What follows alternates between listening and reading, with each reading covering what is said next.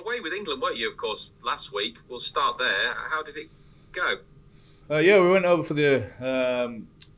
We didn't stay the night. It was just a sort of evening meeting. Had some dinner together as a group and sort of got to know everybody, connected, and then we had some video stuff presented by the coaches. So yeah, it was good to be in the environment and meet people. A few new faces that I've not met before, so good to be there and connect with everybody. And yeah, just I guess it's a look into what's at the end of the year. So no, it was good evening. You say it was good. How useful though was it for you, do you think, and everybody else? Well, it was really honest, to be honest. Well, to be honest with you, yeah. Sean and the coaches were really honest with us, sort of where we're at and what we've produced in terms of players. I'm talking about here individually and what we've produced so far in the year and what the expectations are. So really clear messages from the staff and what's expected and what's acceptable, what's not acceptable. And it's just up to us as players. We've got opportunity now from obviously from that meeting to the back end of the year till sort of the grand final to put your best foot forward and try and get yourself into that squad. Really, that's the message. So did that honesty surprise you? No, not at all. That's Wayne. He's really honest, but I think that's, for me as a player, what more can you want? You don't want any mind games, and some coaches do play mind games with you and stuff like that. But Wayne is complete opposite. Really honest, really clear. It's tough what the message is saying, but if you want to be in an England squad and play in an England shirt, you need to perform at a high level. So no, I appreciate the honesty, and I'm sure all the lads think the same. The messages are really clear from him and his staff. What's expected, like I said, what's acceptable and what's not acceptable when we're playing, and it's we've got the opportunity, I guess, to try and nail a spot in the squad for the end of the year. It's not a given that's going to happen, but it's in our hands, I suppose. And, we're in that initial train-on squad, and it's on us to go and to make that decision from the staff. Were they broad messages for the group, or did he actually get a chance to have a chat with you personally? And if so, what did he say? Well, a bit of both, to be honest. We had catch-ups with him before the meeting, so it's like a previous date. So I met him one-on-one, and again, really honest, really. Really straight to the point, what's expected of me, what he's looking for in my position, and it's been same with the other lads. So yeah, it's really clear. The message is clear. Like I said, it's not too much different to what we do at Hull KR, and obviously what he's expected of us here, and it's a very similar message. It's what most coaches look for, to be honest with you. He's not asking you to do anything that I've not heard before. But yeah, there's one thing saying you're going to do something else as players. I mean, you've got to back it up. You've got to go out and perform. So that's our job now for the end of the year. Obviously, playing for his club, make sure we're doing what we're doing there, and that's bigger picture come the end of the year. Did it feel more serious given that it's Australia just around the corner? Oh, I guess so. Yeah, I mean, it's always a massive privilege to go to those sort of things. Obviously, I've been involved in it last year as well, and it felt the same. Really, there's a different opponent at the end of the year, but. In terms of what's expected of you, that remains the same. The expectations are really high. You sat there in a room with probably the best players within the league who are English. So yeah, there's a real responsibility to go and perform every week. And if you want to be part of that squad, then that's what's required. And like I said, the message was really clear from the staff, and that's what I took away from it. There was a bit of talk in the lead up to that last week that some of your Rovers teammates might feel a bit disgruntled about their omissions without necessarily naming names. Was that ever mentioned by any of the overlooked? No. You mean from the players? Yeah. No. Look, we're obviously. I'm well aware of the quality within our squad at Hull KR, and the teammates that I've got are, I fully trust them and respect them and value them very highly. So that's what we do internally and externally. People make those decisions, and I thought, I can't. It's got nothing to do with me, unfortunately. I just, I concentrate on what I do every single day here, and I value my teammates higher than most people. To be honest, I love them and love playing for the team I've got, the individuals, and when you bring it all together as a team, I love coming to work and I love going to work with them. I love playing with them. So, whatever that decision's been made, it's not to do with me. I just crack on, and whatever happens out externally doesn't really affect us internally. We just crack on, and we're trying to achieve what we want to achieve here at Hull KR. But what hope do you have, Elliot, of more Rovers players being in that squad at the end of the season? that's a question not for me, unfortunately. I'm more concerned about what we do this weekend and how that looks. And look, we want to achieve what we want to achieve. We want to win trophies and perform well. So if that means that more people get in the squad, then fantastic. And if not, then I don't make those calls. I'll just be very happy that we perform every week. That's what I'm most pleased about. Did you think some of your teammates, some of your informed teammates, have been hard done to? Again, it's not my decision. Okay, fair enough. Let's bring it back then to this week. No Mikey Lewis for this match. A lot of conversation around the HIA. What was your take on that on the evening of the game, on the day of the game? I didn't really see it. I didn't see what was going on, and again, I challenged the decision, so we got that. I'm not a doctor, I'm not a coach, and the decision has been made. It happened 3 days ago now, so we've moved on. It's a shame that Mikey won't be with us. He didn't play the second half, and obviously won't be with us at Leigh on Saturday. But whoever comes in will do a job, and we're confident in that. And we just crack on. We're going to lose people from now to the end of the year, and we've played without key personnel, throughout the year. So whoever comes in does a job, and they have a responsibility to perform. And whoever it is, we'll help them, but we'll sort of. Everybody else does the job around them. It's easy for someone to slot in and play their part in the machine, really. So that's the message. Yeah, it's disappointing for Mikey at an individual level, but it's a team game, and whoever comes in will do the job. You've coped well, haven't you, with changes in the past as a squad? Yeah, I think so. We probably didn't cope well on Sunday afternoon. That's definitely an area we can be better at and learn from. But yeah, I think throughout the year, like I said, I think the early rounds, I think we played without Mikey and Tyrone. Looking back then, and obviously we've had Arthur come in, and then he couldn't play in the cup games, so we've had to adjust to stuff like that. And Mickey Mack missed a fair chunk at 9. So yeah, we've had, you can go through the team really, and there's people who've missed games. So it's just part of the sport. It's very rare that you have the same team at the start of the year and at the end and throughout that. So it's part of it. That's why you have a squad, and you need to use it from time to time, and this is the time when we need to. Defeat last week denied you the opportunity to go 6 points clear. How do you reflect on that as a missed opportunity? Yeah, look, we were disappointed with the result and probably some of the performance as well. It wasn't all, it's not been doom and gloom. We did a lot right, but I think we missed some opportunities in that first half, and Leeds were really good.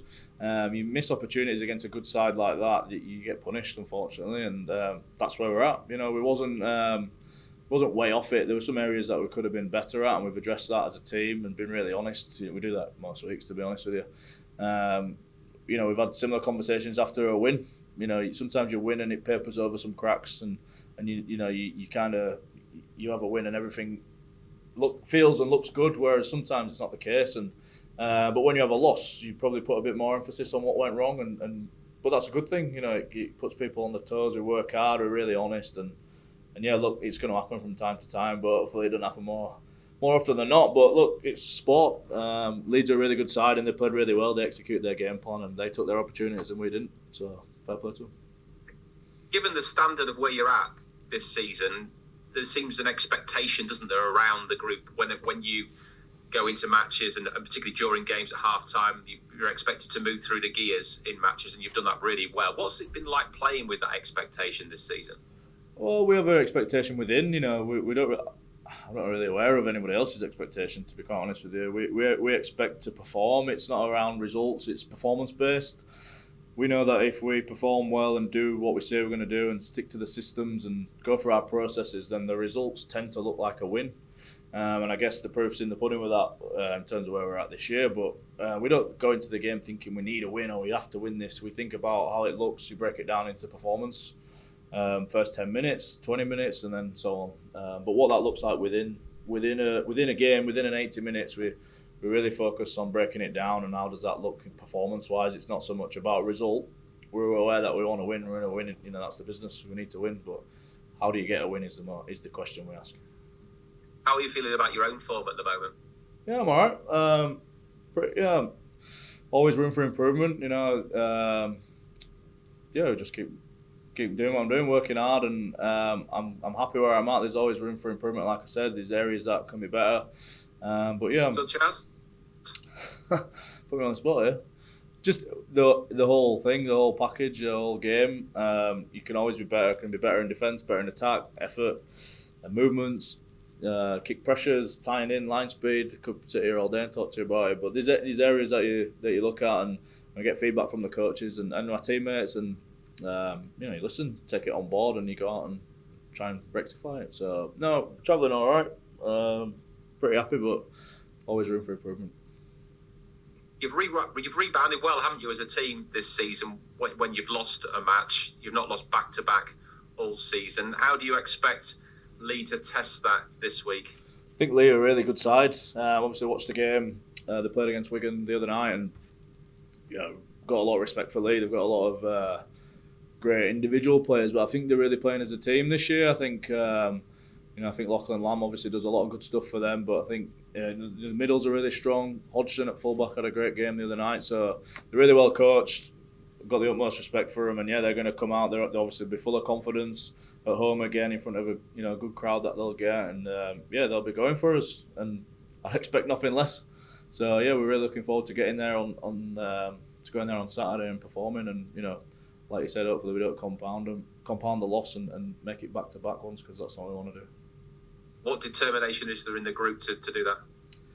Well, what we want to achieve, where we are, who we're about, the honesty we have within the group, how hard we've worked up until this point. There's a lot of motivation. It's we want to win games. We want to put smiles on our fans' faces.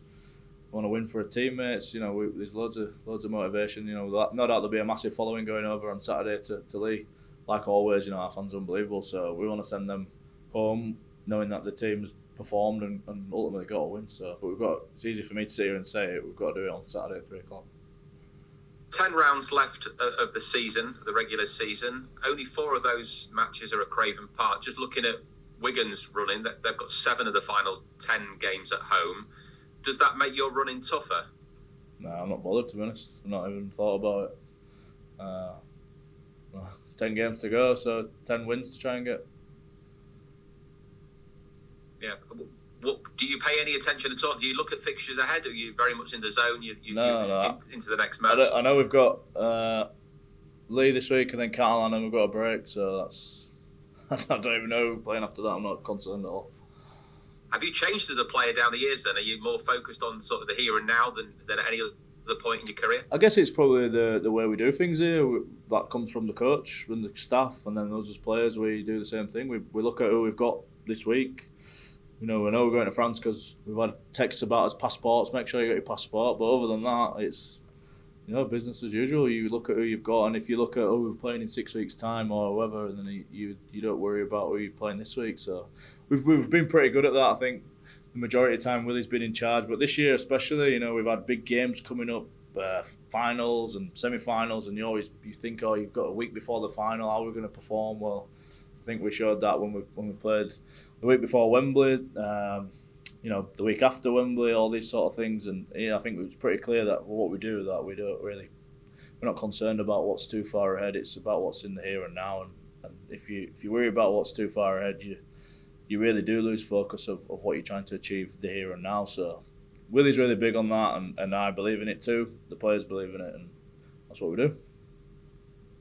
There was some talk about the landscape at the top changing after that defeat for you last weekend. What's been your view on how it's sort of all shaping up right now? Again, I don't really see much of the talk. I don't involve myself in things like that. We just worry about what we can control. And like I said, I know we've got Leigh this week, Catalan. There's 4 points to go at, and we know that if we get those 4 points, we're going into the break where we want to be.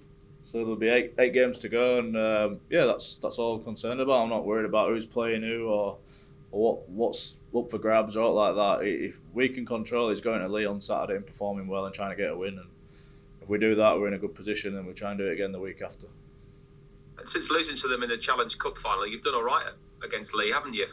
Yeah, I think you've nilled them on the last few occasions. Yeah, it got said actually today. I wasn't aware of it. That I think is it the last 3. I think. Yeah. Someone said it today. So that's. They don't mean they'll probably have a lot of motivation to try and change that, won't they? So. You look at what you've done and you pat yourself on the back about those things. You don't perform, or you get a little bit complacent and things like that. So I wasn't aware of it till today. It got mentioned, but Do you know what? Playing against Leigh is always a really tough game. I always come off the field and think they really test you. They move the ball around. They're really direct through the middle as well. So it's always a really tough game playing against them. So like you said, they had our number in the Challenge Cup, and I think before that as well. That year it sticks out. We went to their place and the amateurs one night. I think it was a Friday night, and I always remember that game. A really tough game, and not much has changed from them. So we know what to expect. To be very similar again on Saturday. But yeah, we've got to perform, and history don't mean anything. It's a new game. It's a fresh one. So hopefully we get a win on Saturday. Good to chat, Elliot. Thanks very much for your time. Thanks, mate. Cheers. Hi, Elliot. Hope you're well. Just a couple more, if that's all right. Yeah. Hey, mate. Okay. Yeah, good. Thank you. Just finally on Leigh, can you just put into words the threat that Edwin Mpapi has on opposition forwards? I mean, you have to keep on your toes, I imagine, when you've got him running at you. Yeah, mate. He's a really. I think he's up there with the best nines in the comp for me. Direct. He's strong. Obviously, very fast, skillful. When he gets out of nine, he's only going one way, and it's either straight through you or he's going to run. He's going to embarrass you. So yeah, I've got a lot of respect for him. Very good player. And then obviously on the flip side in defence, how many hits have we seen him put on? Since he's been here. So yeah, he's a very quality player. You have to make sure you keep him quiet, and we'll be trying to do that on Saturday. Like I said, it's easy to sit here now and say, "Oh, keep him quiet," but we've got to go and do it. So yeah, I've got a lot of respect for him as a player. He's up there. He's top draw for me. And just on your side, I think teammate forward yours, Jesse Sue, 250th career appearance this weekend if selected. What impact has he had on the team and you personally and the field and training?